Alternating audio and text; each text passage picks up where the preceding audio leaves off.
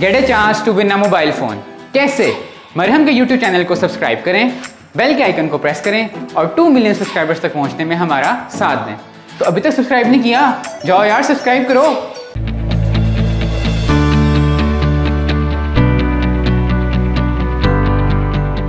बिस्मिल्लाहिर्रहमानिर्रहीम। ज़मानुम professor doctor Ayesha सिद्दीक़ा दा ज़ अल्हम्दुलिल्लाह सदारती एवॉर्ड प्राइड ऑफ परफॉर्मेंस हम माता इंशाअल्लाह पर 23 मार्च रा मिलावीږي।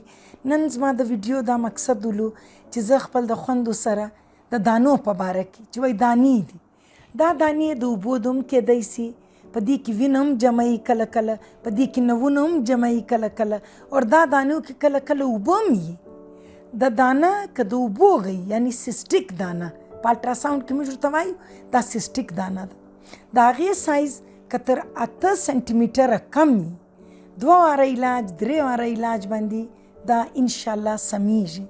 کله کله موږ د فیملی پلانینګ ګولۍ یعنی د منصوبه بندي ګولۍ ورکوو، د هغه څه دا دانې چې دي هغه کوچني کېږي. کله کله موږ ستنې ورکوو، په ډیرو کیسو کې دا دانې ختم سي، لیکن چې ګورې 5 میاشتو بعد 6 میاشتو بعد دانې برته پیدا سي، برته بیا علاج کیږي. په دې کې د ډاکټر قصور نه دی.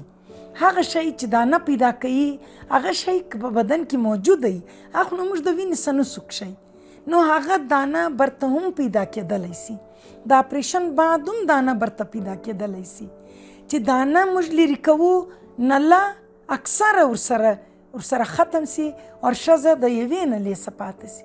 د یوې نلې سره هم کوچنی کېدلی سي چې الله پاک یې وغواړي. پاتې سوې هغه دانې چې د غوښې دانې دي. د غوښې ودانې ته موږ وایي فایبروید یا مایوما، کله کله دا د کینسر دانه هم وي. د غوښې دانه همیشه په دواو باندې نشي کېږي، په دې باندې ډاکټر چې تی ته وایي چې د اپریشن ضرورت دی بیا به اپریشن تی خامخا کوي. کله کله دی سي چې د غوښې دانه یې شنی نه کېږي، په هغه صورت کې ډاکټر صاحبه به ستی دانه وباسي. په هغه کې کارونه د الله پاک دي، کله کوچنی کېږي کله نه کېږي. مګر د غوښې دانه چې موږ لرې کوو په هغه کې اکثره و بچهدانې ته خطره وي، هغه کې کله کله وینه دونه زیاته سي چې موږ بچهدانه هم جن لرې کوو.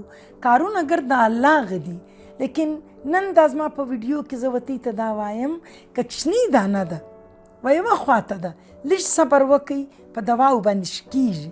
که 5 میاشتې 6 میاشتو کې نس وشه بیا سایز یې د 8 سانتي میټر څخه غټېږي، تا ته درد درکوي، تکلیف درته کوي، په هغه کې دا خطره ده چې دا پټا ونیسي، هغه بیا د ژوند ور د مرګ په دغه کې سړی ولاړ سي. لیکن د غوښې دانه همیشه اپریشن غواړي. هغه د غوښې دانې چې د بچهدانه کې دننه دي او د هغه سره د ښځې دا د میاشتې مریضي ډیره زیاته وي، هغه خامخا اپریشن غواړي. هغه دانې چې د بچهدانې څخه د باندې دي د غوښې دانه ده، په هغه کې بیا هم موږ انتظار کولی سو. نو باید چې الټراساوند وکړي، سی ټي سکین نن سبا راغلی دی هغه وسي، او ستا د ناجوړۍ ستا د دانې د سایز مطابق په هغه کې وینه ده، اوبه دي، غوښه ده، د هغه مطابق علاج کیږي.